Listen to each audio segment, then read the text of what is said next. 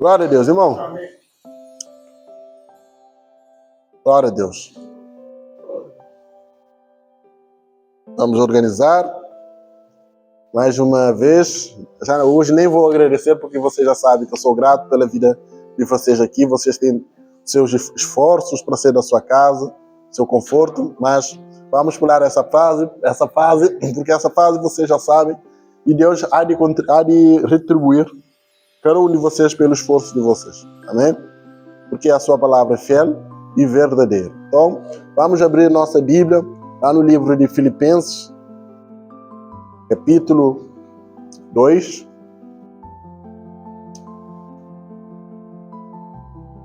A partir do versículo 5. Filipenses, capítulo 2, versículo 5, em frente. Glória a Deus.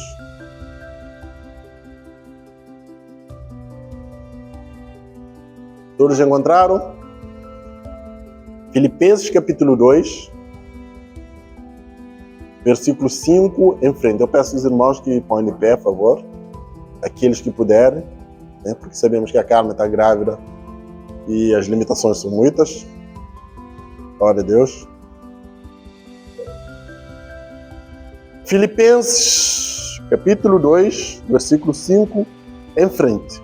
Eu tenho um título aqui que diz: o exemplo de Cristo na humilhação. Versículo 5 diz assim: tenham em vós o mesmo sentimento que houve em Cristo. Vou repetir. Tenham em vós o mesmo sentimento que houve em Cristo Jesus, que mesmo existindo na forma de Deus, não se considerou ser igual a Deus, algo que deveria ser retido a qualquer custo.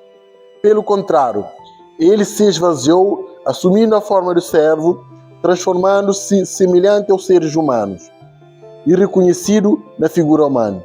Ele se humilhou, tornando-se obediente até a morte e morte de cruz.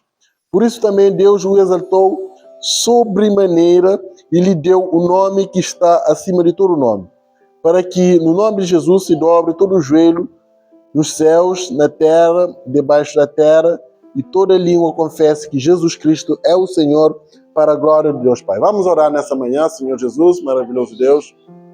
Pai Santo, nesse momento, Senhor, eu te peço, Senhor, tua compaixão, misericórdia, Senhor, graça, para que nós possamos compreender a plenitude, Senhor, desse texto, a profundidade, Senhor. Pai, fala os nossos corações, Senhor, de modo que nenhum coração venha ficar empedernido, indiferente, Pai. Pai, mas que a tua palavra penetre o mais profundo, capaz de separar juntas e medulas, Pai. Pai, nesse momento eu te peço, em nome de Jesus, venha nos revelar a tua palavra, venha nos revelar o conhecimento do reino dos céus, Pai. Pai, nesse momento, receba a glória para si, em nome de Jesus. Amém. Graças a Deus. Aleluia, aleluia e aleluia. Glória a Deus. Irmão, vamos falar hoje sobre um tema muito importante para a cristandade. Por que falo que é muito importante? Muito importante porque daqui a menos de um mês, basicamente, o mundo comemora a data, talvez a data mais importante para todas as nações, não, a maioria das nações do mundo, que é a comemoração do Natal, né? Então, antes que chegue esse dia, eu quero dizer para você que o mérito dessa pregação não é falar sobre se Jesus nasceu 25 de dezembro ou não, mas eu quero dizer que o seu Natal de fato aconteceu, o seu nascimento aconteceu, e qual é a missão que ele teve, qual é como que vou dizer para você, qual é a função, qual é a missão que ele teve aqui, segundo a Bíblia Sagrada, no seu nascimento. Então, dia 25 de dezembro, o mundo comemora o Natal. E nós sabemos que o Natal comemorado pelo mundo, no dia 25 de dezembro, embora eu sei, e vocês também sabem, que Jesus não nasceu no dia 25 de dezembro. Mas como o mundo comemora essa data no dia 25 de dezembro, eu e você, nós temos a missão de pregar o verdadeiro sentido do nascimento de Jesus. Embora nós saibamos que Jesus não nasceu no dia 25 de dezembro, né? Nem sequer nasceu no mês de dezembro, porque Segundo os estudiosos, Jesus teria nascido no mês de mais ou menos abril, maio, por aí. Então, Jesus não nasceu no dia 25 de dezembro. Então, a minha pregação não tem nada a ver se Jesus nasceu ou não nasceu. Isso não é o mérito dessa pregação. O mérito da minha pregação é falar que Jesus nasceu e qual é a sua missão. Que ele teve um Natal, qual é a missão, qual é o propósito do seu Natal. Amém? Então, o mundo comemora dia 25 de dezembro o Natal. E nós, como cristão, a cristandade, o povo de Deus, nós temos que ser sensível e nós temos que ter discernimento, nós temos que ter inteligência espiritual para que nós possamos chegar a essas pessoas e falar, não julgar, e falar qual é o propósito do Natal. É uma oportunidade de pregar a Cristo, de mostrar a verdadeira missão de Cristo. Não discutir sobre data, sobre tempos, porque isso não nos compete. Não nos compete nem descobrir, nem discutir a data da volta de Cristo. Também, eu creio que diz a Bíblia que nós temos que ter o mesmo sentimento que houve em Cristo Jesus. Um sentimento de humildade para falar às pessoas o verdadeiro propósito, o verdadeiro sentido, a verdadeira missão do Natal de Cristo. Amém? Como eu disse aqui, há menos de um mês vai ser comemorado o Natal aqui. O Natal tem sido uma data antropocêntrica. O que quer dizer isso? Antropocêntrica. Você na escola, eles ensinaram você antro, ou seja, antro significa homem, cêntrica, centro. Então o Natal devia ser Cristo no centro. O homem tem sido o centro do Natal. O homem tem sido o foco da comemoração dessa data. E nós, a cristandade, quando nós vamos comemorar o nascimento, o Natal de Cristo, não importa a data, não importa tempo, o fato de nós comemorarmos essa data, nós temos que consciencializar que aquele homem nasceu. Que aquele homem deve ser o centro. Que aquele homem é o alfa. Que aquele homem é o ômega. Que aquele homem deu início a tudo. Que aquele homem deu fim a tudo. E ele converge todas as coisas. Então todas as coisas devem apontar para ele, devem convergir nele. Então o Natal não é exceção. O Natal, o foco deve ser aquele menino que o Lucas escreve, que os anjos disseram: na cidade de Davi vos nasceu o Salvador, que é Cristo o Senhor. Então, o Natal deve ser a comemoração. Não importa a data. Eu quero que você esqueça completamente da data. Deve ser a comemoração do nascimento do Cristo o Senhor. Pois na cidade de Davi vos nasceu o Senhor, que é Cristo Jesus. O anjo veio à terra. Glória a Deus nas alturas e paz na terra aos homens de boa ação. Então, o foco, o centro da comemoração do Natal é Cristo. Tem que ser Cristo e nada além de Cristo. Por que eu falo isso? Porque a palavra Natal, ela vem de natalício, ou seja, é uma palavra em latim natalimos, que significa nascimento. Então, o natalimos, por exemplo, a terra de nascimento da Sara é em Santo Antão. Então, o natazimo da Sara é a terra onde ela nasceu. É Santo Antão. O natalimos do pastor Manuel é São Tomé e Príncipe, a terra onde ele nasceu. O natalimos dos irmãos Nilton e Carmen é aqui na praia, certo? Então, o natalimos, o terra de nascimento de Nilton e Carmen é a praia. Então, Natal significa nascimento. Então, o nascimento de Cristo deu-se na plenitude dos tempos. Deus, o Criador de todas as coisas, agora entrou na criação. Deus se fez homem. Deus tornou humano. Deus tomou a mesma natureza nos quais eu e você temos. Deus se fez homem. Deus veio na plenitude do tempo. Deus descortinou o tempo e o espaço e penetrou no universo. Você consegue entender a dimensão disso? Isso é o Natal. O apóstolo João, escrevendo sua carta, diz que no princípio era o Verbo, e o Verbo estava com Deus, e o Verbo era Deus. No princípio, ela retrata aqui na eternidade. No princípio, antes de tudo, antes da criação, antes de Deus criou os céus e a terra, no princípio era o Verbo, era a ação de Deus, era o poder de Deus, era o conhecimento de Deus, era a sabedoria de Deus, e a sabedoria de Deus é o próprio Deus. Então, no princípio era Deus, e esse verbo, essa palavra, essa sabedoria, esse conhecimento, essa plenitude da inteligência de Deus se fez homem. Então, Deus se tornou homem, Deus se fez carne, Deus tomou a esfera, a configuração dessa vida que nós conhecemos. Então, no princípio, criou Deus os céus e a terra. Agora, Deus criando os céus e a terra corrompeu-se. A Bíblia diz que o pecado subiu as narinas de Deus a níveis insuportáveis. Deus, como Criador, agora Deus teve que encarnar, Deus teve que fazer parte do mundo, das configurações desse mundo que nós conhecemos. Deus teve que penetrar no tempo e no espaço. Deus teve que vir na forma do homem para redimir o mundo, para salvar o mundo. Amém?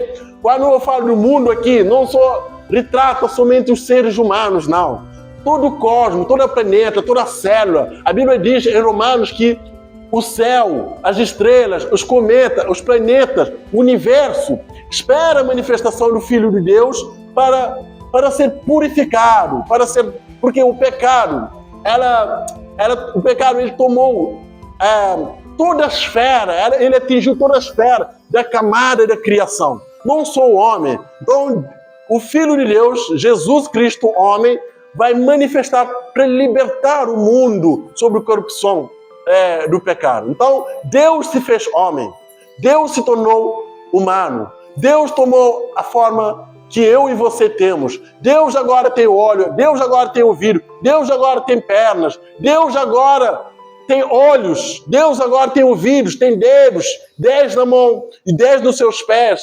Deus agora se fez carne, se fez homem. Então isso deve ser o motivo da comemoração do Natal. Na cidade de Davi vos nasceu o Senhor, que é Cristo Jesus. Amém? O nosso, o meu e o seu Salvador. Então a comemoração do Natal deve ser isso, Cristo no centro. Não homem, não antropocêntrico, mas cristocêntrico. No Natal, muitas pessoas fazem viagem, compram presentes, trenó, luzes, árvore de Natal. Tem sido isso o foco, tem sido isso o centro da comemoração, mas não deve ser isso o centro. Se você ou eu formos falar às pessoas do propósito de Cristo, da vinda de Cristo a essa terra, nós temos que dizer, temos a obrigação de falar os propósitos da vinda de Cristo. O propósito de Cristo, a vinda a essa criação, a essa terra. O propósito de Cristo, a vinda a essa criação, a essa terra, não se limita à árvore natal, não tem nada a ver com trenós, não tem nada a ver com árvore natal, não tem nada a ver com luzes, não tem nada a ver com hienas, não tem nada a ver com aquela canção que fala Jingle Bells, não tem nada, absolutamente nada a ver com isso. O Natal de Cristo, ele teve um propósito, ele teve uma missão, ele teve um propósito para vir a essa terra. Então é isso que nós vamos ver. Se o propósito da vinda de Cristo, se o propósito do Natal não é luzes, trenós, não é renas, não é árvore natal, não é presente, o que é ou quais são os propósitos da vinda de Cristo? É o que diz nosso texto. O nosso texto, ela nos fala a ter um exemplo de humildade. Humildade, sabe o que é humildade? É reconhecer que você não é superior aos outros. É reconhecer a sua limitação. É reconhecer que você precisa auxiliar o próximo. Olha, até no Natal, eles se falam de uma expressão do espírito natalício, onde as pessoas são mais sensíveis à caridade, as pessoas são mais sensíveis às necessidades dos outros. Eu falei alguns meses atrás aqui que nós, os cristãos, nós não devemos ser sensíveis às necessidades dos outros somente na época natalícia, somente no Natal. Nós temos que fazer a caridade todas as vezes que nós sentimos no nosso coração que nós temos alguns recursos financeiros para fazer. Nós temos, na verdade, que mentalizar que a caridade não se limita somente a uma época específica. Nós temos que fazer caridade todos os dias, porque esse é dos ensinamentos de Cristo que nós amemos o nosso próximo como a nós mesmos. Então, se fala do espírito natalício. Espírito natal, onde as pessoas são mais sensíveis às necessidades dos outros. Então, isso não é uma coisa má, ok? É uma coisa boa, onde as pessoas ajudam as pessoas, ajudam os pobres, ajudam as pessoas que têm menos recursos financeiros. Mas essa ajuda também não só limita a money, limita as coisas materiais, limita também as coisas espirituais.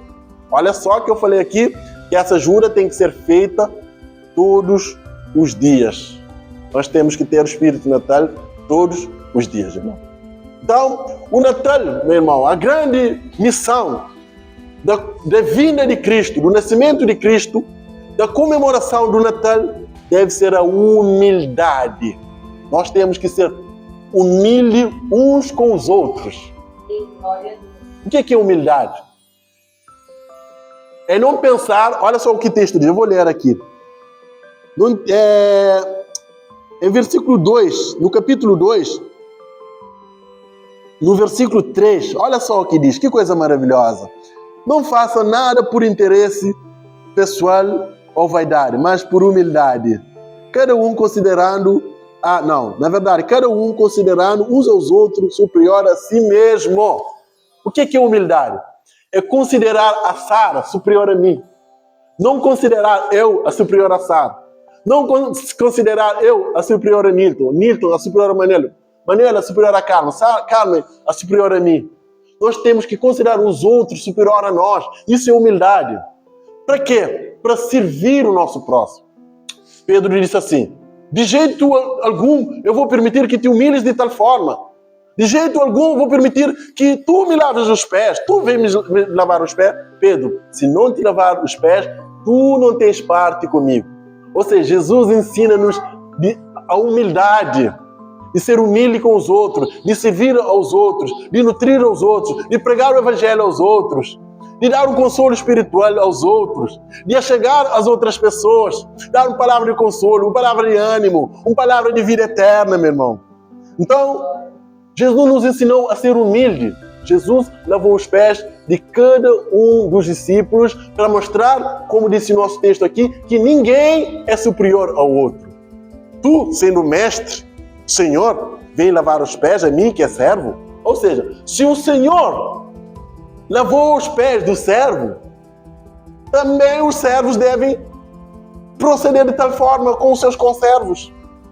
Então, Jesus nos ensina aqui que o Natal é a comemoração da humildade. Nós temos que mentalizar que o Natal é a humildade. Temos que ser humildes uns com os outros. Nós temos que ser como crianças. Por exemplo, as crianças, eles vão discutir, eles vão brigar, coisas normais, né? Mas quando uma criança, 5 minutos depois, por exemplo, eles já estão lá de novo. Então, a humildade também é saber perdoar. Amém? Perdoe o seu irmão. Perdoe as pessoas. Irmão, o rancor é como câncer que destrói aos poucos. Segundo a ciência, a da Organização Mundial de Saúde, diz que o rancor, o estresse, a ansiedade, o ódio, também causa câncer. Também causa esse mal.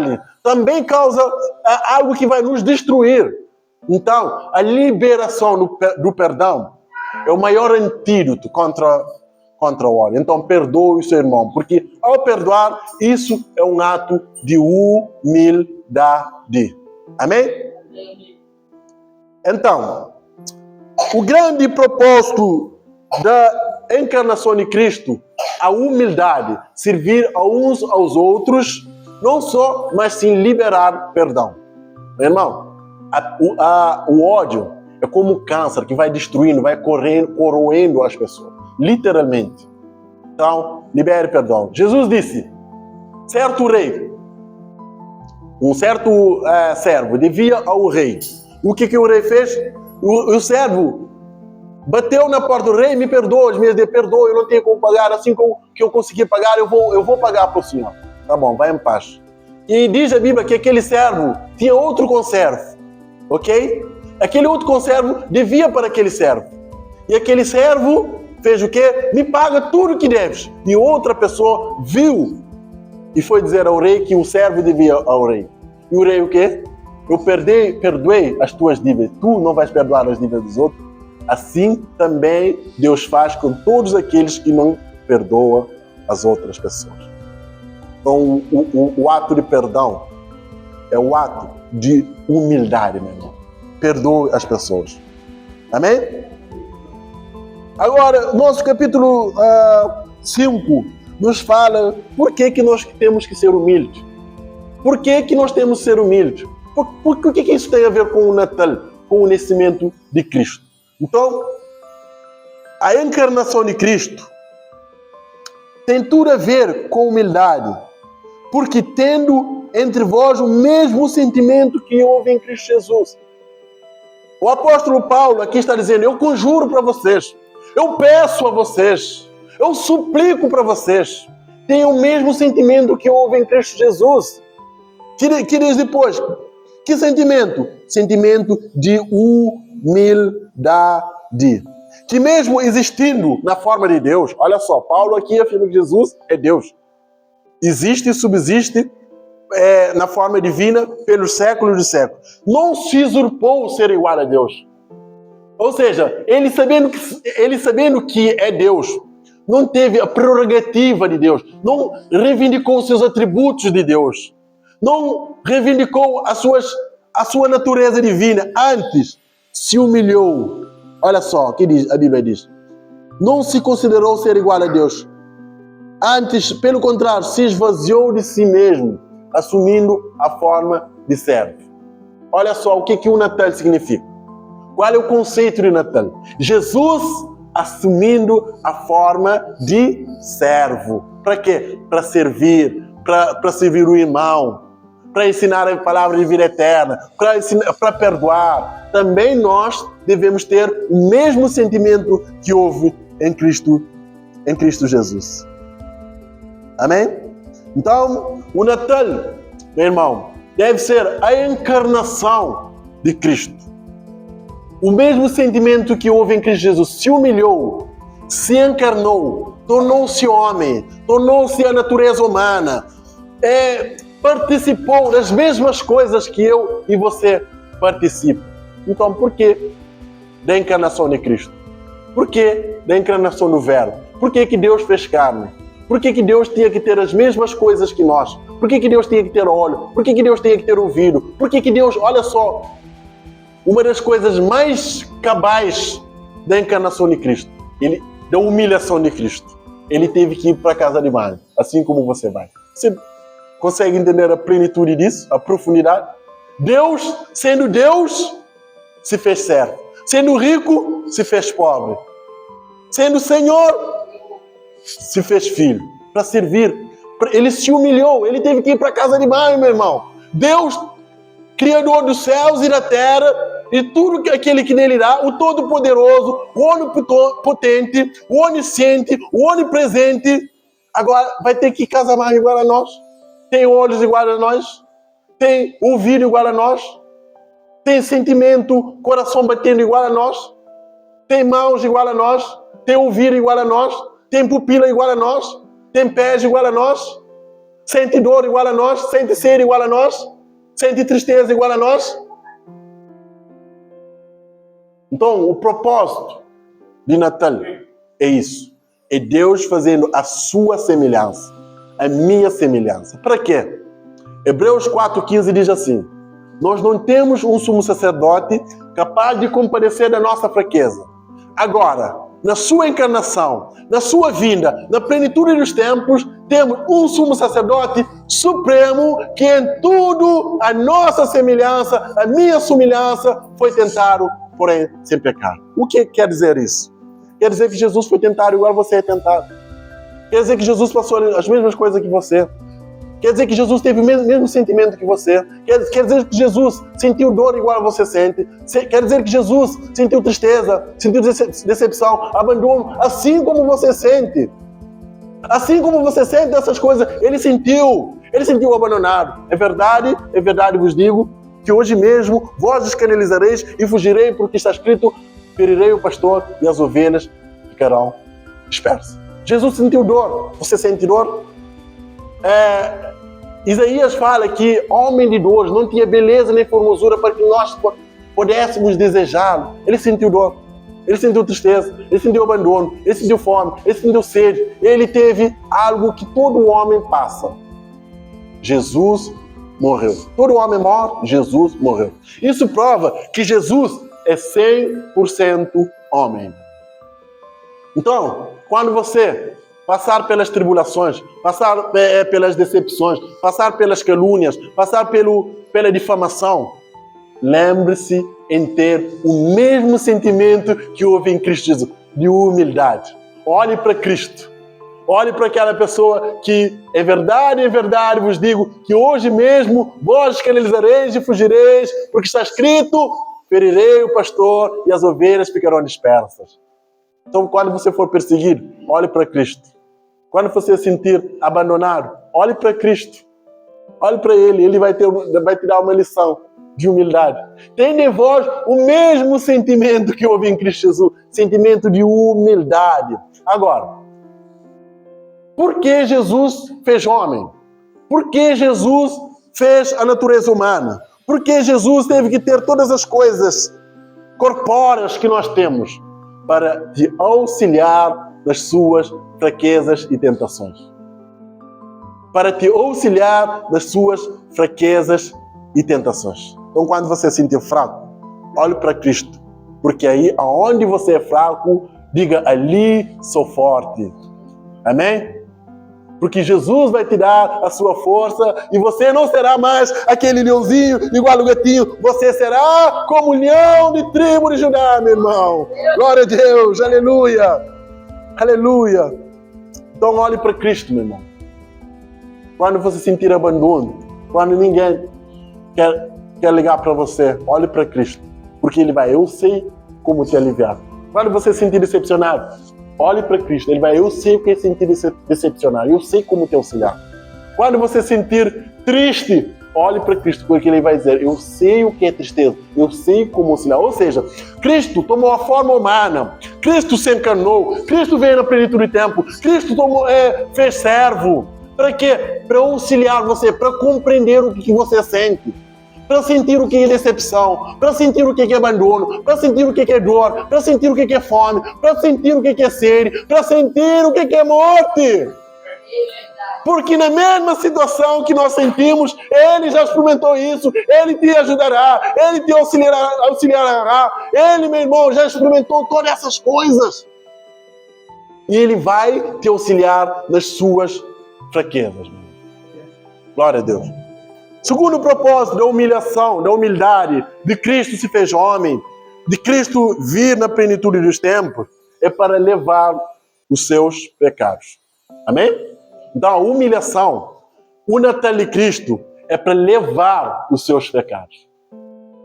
A lei de Moisés diz: maldito é o teu fruto, maldito é a tua maçadeira, maldito és tu quando entrar no campo, maldito és tu quando entrar na cidade. Toda a maldição predita por Moisés no Monte Sinai.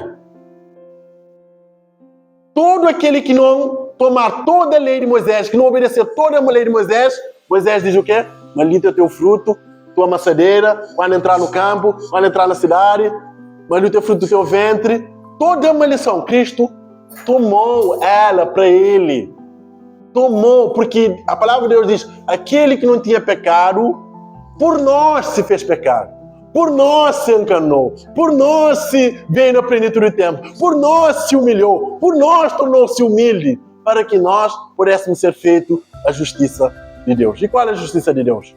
A lei, as demandas da lei, exigia que o sangue fosse imolado para perdão dos pecados. Não é assim no Antigo Testamento? O sangue do Cordeiro era imolado e Deus ia perdoar o pecado, purificar naquela nação. Mas o Evangelho, a boa notícia, o Natal de Cristo teve um Cordeiro Pascual. Este é o Cordeiro de Deus, que tira todo o pecado do mundo, que aniquila todos os defeitos do pecado. Meu irmão, o sangue do Cordeiro, meu irmão. Aleluia, aleluia.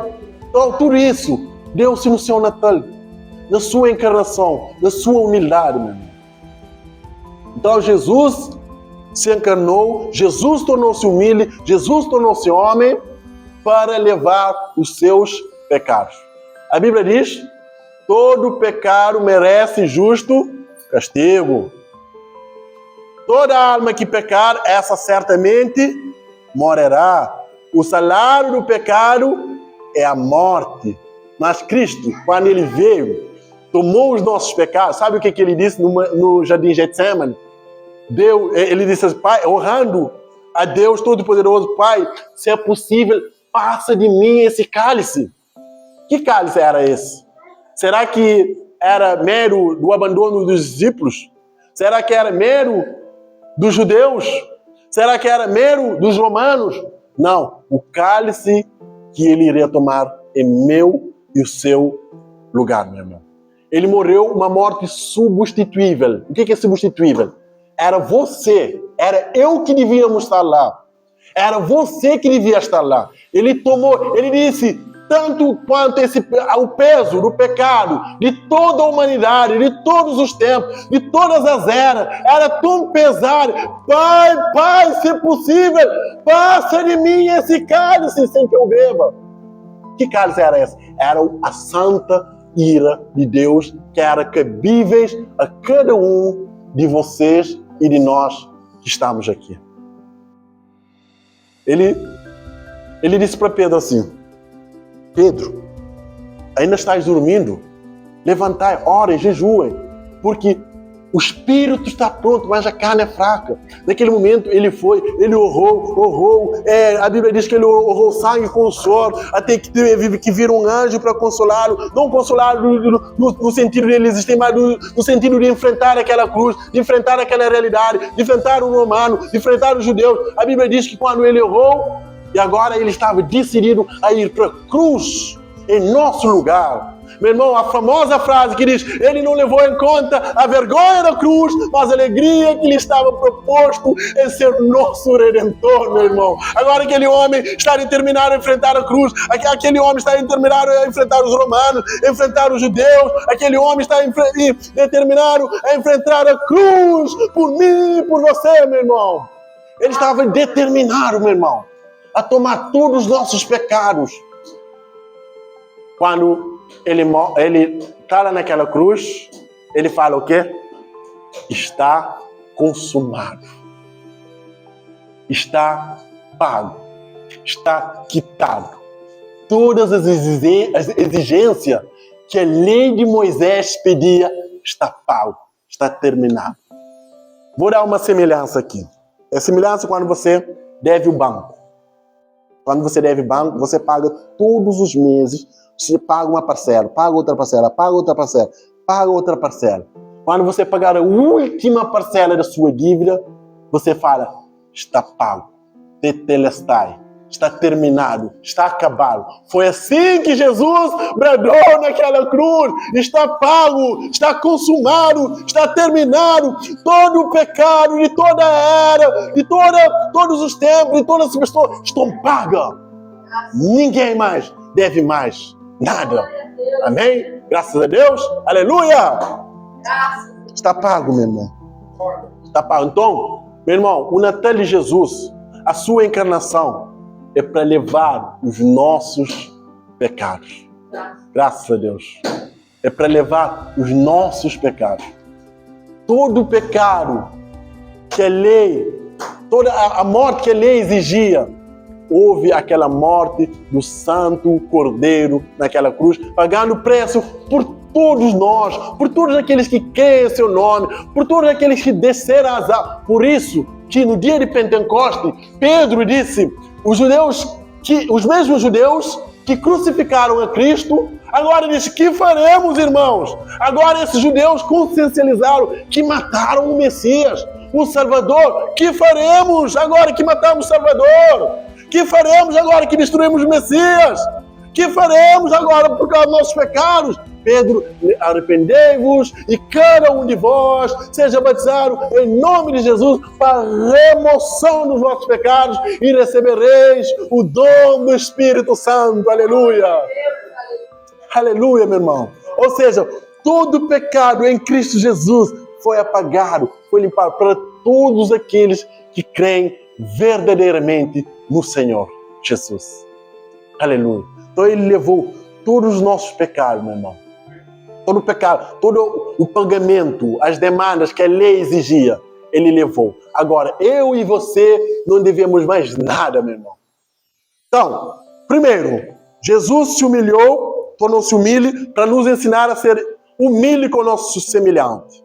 Ok? Segundo, Jesus tornou humilde para nos ensinar a servir ao próximo. Terceiro, Jesus tornou-se humilde no seu Natal para levar os nossos pecados. Agora, quarto, Jesus tornou-se humilde no seu Natal. O grande propósito do nascimento de Jesus, o grande propósito do Natal é Jesus ressuscitando para a nossa justificação. Romanos 3:26, 5:26 diz assim: pois Cristo morreu na cruz para perdão dos nossos pecados e ressuscitou para nossa justificação, meu irmão. Que coisa tremenda! Para nossa justificação. Ou seja, o que é uma pessoa ser justa? Muitas pessoas, muitas religiões, falam que para ser justo você precisa fazer uma obra de caridade, sabe? Para fazer uma coisa boa, irmão Nilton. Para fazer uma coisa, algo que compre o favor de Deus. Mas no cristianismo isso não vale. No cristianismo toda a obra é nula. No cristianismo que vale somente a obra de Cristo na cruz, meu irmão. Agora, para Deus te justificar, Jesus morreu pelos seus pecados, ok? Agora, para Deus te justificar e cumprir a palavra do Salmo 24 na sua vida, o que Deus faz? Deus justifica você. Agora, para você ir para o céu, para você morar com Deus, na habitação dos anjos, na casa de Deus, debaixo do mesmo teto que Deus, na morada de Deus, precisa acontecer uma coisa. Somente Jesus ter morrido não é suficiente. Porque Jesus morreu pelos nossos pecados. Agora, nós não seremos lançados no inferno, porque Ele pagou o pecado. Pagou toda a dívida, todas as células milimétricas e cravou com Ele na cruz. Agora, para ir para o céu, precisava acontecer uma coisa. Jesus precisava ressuscitar. Com a sua morte, ok, morreu, pagou os nossos pecados. A nossa esperança de morar no céu era vã. Por isso que nós comemoramos a ressurreição de Cristo de uma forma tão gloriosa, meu irmão. Tão espantosa, tão milagrosa. Por quê? Porque Jesus, estando morto, nossa esperança estava morta com Ele, de morar no céu. Mas quando as mulheres foram lá no terceiro dia, e os anjos lá, mulher, por que procurais entre os mortos aquele que vive? Ele não está aqui, mas ressuscitou, meu irmão. O que quer dizer isso, meu irmão? A nossa esperança ressurgiu com Cristo. Ele ressurgiu vitorioso com a nossa esperança de morar no céu, no novo céu e nova terra. Ele ressurgiu com ela. Por que procurais entre os mortos? A frase mais célebre da história, meu irmão. Mais estupenda, mais gloriosa. Por que procurar entre os mortos aquele que vive? Ele não está aqui, mas ressurgiu dos mortos, meu irmão. Ressuscitou, meu irmão. Para quê? Para quando você morrer, naquele dia, morte física, Ele possa ressuscitar você. E a morte não terá permissão para entrar no céu. Não terá decepção, não terá calúnia, porque tudo que essa esfera nos proporciona, o Senhor Deus diz: maldito é a terra por tua culpa, do suor do teu rosto obterá seu sustento. Então Jesus, no seu Natal, no seu nascimento, morreu pelos nossos pecados e ressuscitou para minha e para a tua justificação. Agora você pode morar no céu. Agora você pode contemplar as ruas de ouro. Agora você pode ver os murelos de jaspe. Agora você será enxugado todas as lágrimas. Agora não terá choro. Agora não terá decepção. Por quê? Por causa da sua ressurreição, meu irmão. Agora, deixa eu falar uma coisa aqui para você. Você terá poder sobre a morte. Sabe por quê? Porque Cristo, lembra que eu falei? Ele tornou-se humilde, tomou a forma humana, tomou a natureza humana para nos auxiliar, para nos ajudar. Consegue entender isso? Quando ele derrotou a morte no túmulo, quando ele, para que você tenha poder sobre a morte naquele dia, para que você ressuscite naquele dia. No som de um chofar, de um trombeta, ele dará ordem e os seus anjos arrebatarão as pessoas, meu irmão, desse mundo, os cristãos. E os que estiverem mortos serão ressuscitados, meu irmão. Por quê? Porque ele derrotou o último inimigo. Ele derrotou a morte, meu irmão. Por que ele derrotou a morte? O apóstolo Paulo diz que tragada foi a morte pela sua vitória, meu irmão. Ou seja, a morte estava lá segurando ele. Eu posso imaginar aqui todas as correntes da morte, mas ao terceiro dia, todos os grilhões, as correntes da morte, ele ressurgiu no terceiro dia, meu irmão. Agora o apóstolo Paulo diz assim: tragada foi a morte pela sua vitória. Tragada foi a morte. Irmão, eu não me canso de dar esse exemplo aqui. Imagina a temida morte. A temida morte, ela ceifa a vida de todo mundo. Todo mundo tem pavor da morte. Todo mundo tem medo da morte. Todo mundo tem horror da morte. Mas Jesus, ao terceiro dia, bateu no portão da morte e olhou no olho da morte e matou ela por asfixia. Por quê? Porque presa sobre ele arrebenta com os grilhões da morte e ressuscitou por falência a morte, meu irmão. Apóstolo Pedro, em Atos 2, diz que ele disse: solta as ânsias da morte. Ou seja, a morte não conseguiu segurar ele. A morte, ele estava no estômago da morte. A morte teve que vomitá-lo para fora, meu irmão. Ele ressurgiu, meu irmão. A morte não conseguiu detê-lo. Então isso é o Natal, meu irmão. Isso deve ser o foco da comemoração do Natal. Jesus vencendo a morte. Jesus ressuscitando da morte. Para quê? Para que você possa ter poder naquele dia, a ter um corpo glorificado, a levantar do túmulo, a ser arrebatado junto com aqueles que serão salvos, meu irmão. Olha que só que coisa tremenda, meu irmão. Então Jesus ressuscitou para a sua justificação. Ok? Morreu pelo seu pecado, ressuscitou para a sua justificação. Agora, Deus vai cumprir uma palavra que está escrita lá em Oséias. Por acaso vereis alguma diferença entre o justo e o injusto? Que Deus vai ver? Justificação. Ele vai ver para a carne. Não vai ver a carne, não. Vai ver uma pessoa à semelhança de Cristo e vai declarar a carne uma pessoa totalmente justa. Ele vai ver para um ímpio. Não está Cristo. Tem Cristo não. Então não haverá justificação. Ele vai ver para Sara, vai ver uma pessoa, ele não vai ver a sua obra, Sara, os seus méritos, ele vai ver uma pessoa à semelhança de Cristo. Ele vai ver para o pastor uma pessoa à semelhança de Cristo. Vai ver para o Nilton uma pessoa à semelhança de Cristo.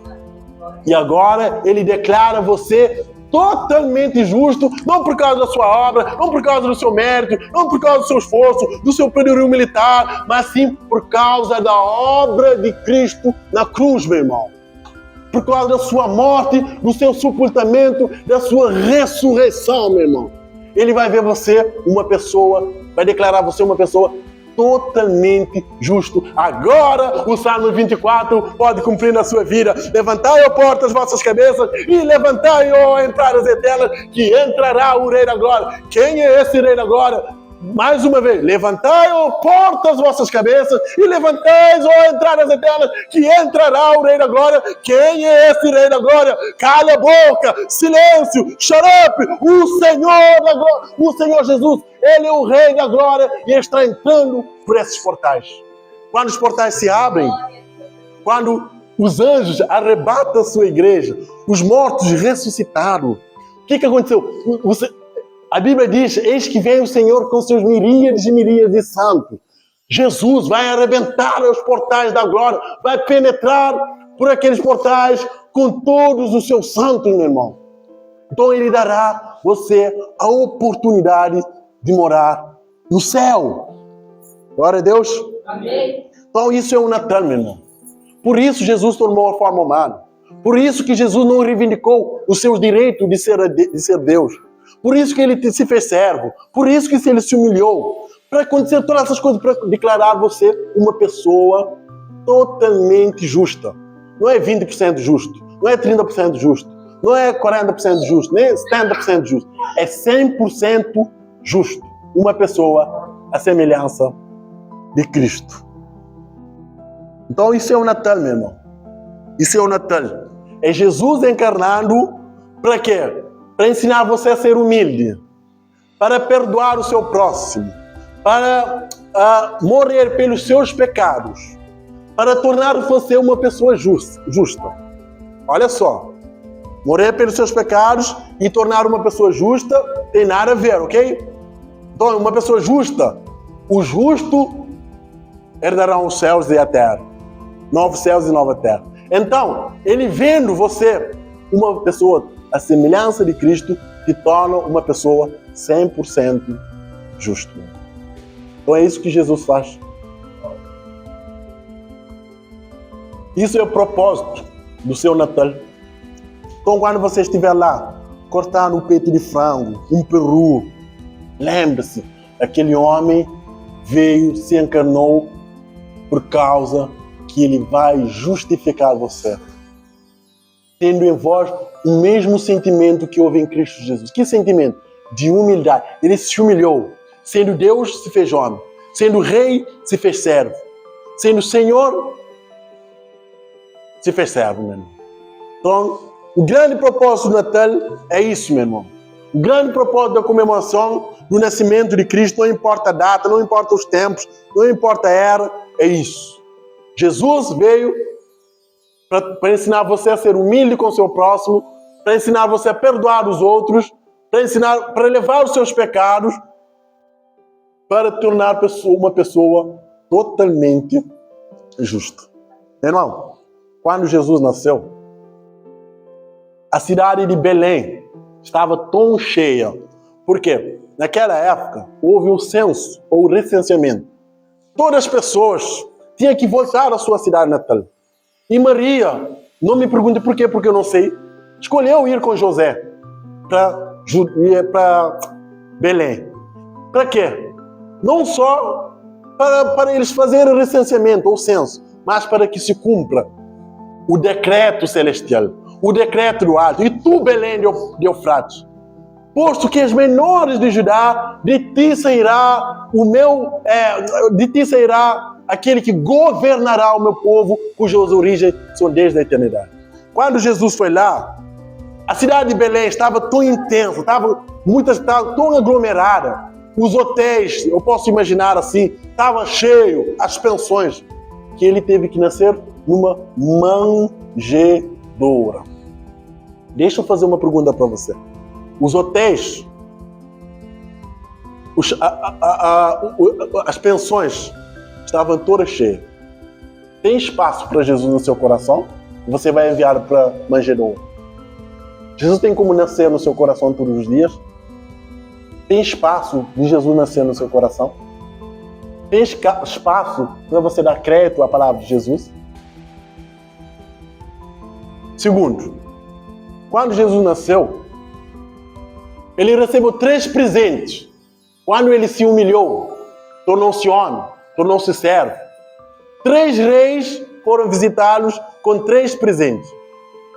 Primeiro, mirra, presente do sacerdote. O que é sacerdote? Sacerdote é aquele que ia fazer sacrifício. Mas Jesus não é só sacerdote, não é só aquele que vai oferecer sacrifício. Ele é o próprio sacrifício. Este é o Cordeiro de Deus que tira o pecado do mundo. Segundo, ele recebeu incenso. Incenso, presente dos profetas. Jesus não era só profeta, mas como ele é o próprio portador da mensagem. Então, se houver outra pessoa que pregar outro evangelho, a não ser aquele que Jesus e o apóstolo Paulo tenha pregado, que seja amaldiçoado. Então Jesus é a palavra final, meu irmão. Jesus é o ultimato de Deus, meu irmão. Terceiro, ouro. Um dos reis levaram ouro para ele. Ouro é presente de reis. Esses reis levaram ouro para Jesus porque sabiam que aquele lá não era rei Josafá, não era rei Davi, não era rei Saul, não era rei Salomão. Eles sabiam que aquele lá era o rei dos reis e senhor dos senhores. Aquele lá é o rei do universo, é o rei de Israel, meu irmão. Aquele lá é o rei eterno, meu irmão. Aquele menino que nasceu há 2000 anos, despojado de toda riqueza, despojado de tudo aquilo que é primordial para o nascimento do bebê. Ele nasceu, meu irmão. Ele se tornou homem. Ele se encarnou para humildade. Segundo, ensinar a perdoar. Terceiro, levar seus pecados. Quarto, o que eu falei aqui? Deixa eu ver se a igreja está atenta. Para justificação. Então, para isso Jesus se tornou. Para isso Jesus se encarnou. Então, quando você está lá no Natal, cantando aquela música Jingle Bells, Jingle Bells, lembre-se, aquele menino veio para cumprir todas essas coisas por mim e por você. Eu não acredito que depois dessa mensagem você não vai ser humilde. Não acredito que depois dessa mensagem você não vai perdoar os seus irmãos. Não acredito que depois dessa mensagem você vai se automutilar pelos seus pecados. Não acredito que depois dessa mensagem você não tem esperança de morar no céu. Você desceu as águas em nome de Jesus? Você recebeu o Espírito Santo? Você caminha numa via de santidade? Então, pode esperar todas essas coisas. Porque Ele fez exclusivamente, especificamente por mim e por você, meu irmão. Então, o nascimento de Cristo é isso. É isso, meu irmão. Então, quando você for lá no Natal, quando estiver com o seu familiar, eu não considero ser pecado estar com o familiar. Eu não considero ser pecado união entre as famílias. Mas, quando você começa a ter árvore de Natal, Papai Noel, idolatria, aí vai ser pecado. Então, quando você esteja lá, ou está lá com os seus familiares, lembre-se de pregar isso para eles. O verdadeiro motivo da encarnação de Cristo. O verdadeiro motivo da vinda do Filho do Homem. O verdadeiro motivo de Deus se fazer carne. O verdadeiro motivo de Deus sentir o que você sente. O verdadeiro motivo de Deus pensar como você pensa. Comer com as mãos que você come. Chorar com os olhos que você chora. Caminhar com os pés que você caminha. O verdadeiro motivo é isso, meu irmão. Jesus se encarnou, Jesus se fez homem para auxiliar você em todas essas coisas. Auxiliando você em todas essas coisas, diz a Bíblia que somos mais que vencedores por meio daquele que nos amou, meu irmão. Somos mais que vencedores. Então lembre-se de pregar isso às pessoas, aos seus familiares. Quando o familiar está lá, ei, abraço, ei, Feliz Natal, Feliz Natal. Lembre-se falar que Cristo fez por eles. Qual é o verdadeiro motivo deles estarem lá com a mesa farta, com peru, peito de frango, alface, trim, Coca-Cola? Fala para eles o verdadeiro motivo da encarnação de Cristo. Fala para eles que Cristo veio especificamente para eles. Fala para eles que o verdadeiro motivo da comemoração do Natal não é peito de frango, não é peru, não é liton assado, não é trenós, não é árvore de Natal, não é espírito natalício, mas sim Jesus vindo para nos ensinar todas essas coisas. Esse é o verdadeiro motivo da comemoração do Natal. Esse é o verdadeiro motivo da comemoração do Natal. E que Deus já viva essas verdades no meu e no seu coração. Em nome de Jesus, agradeço. Eu chamo aqui a irmã Sara.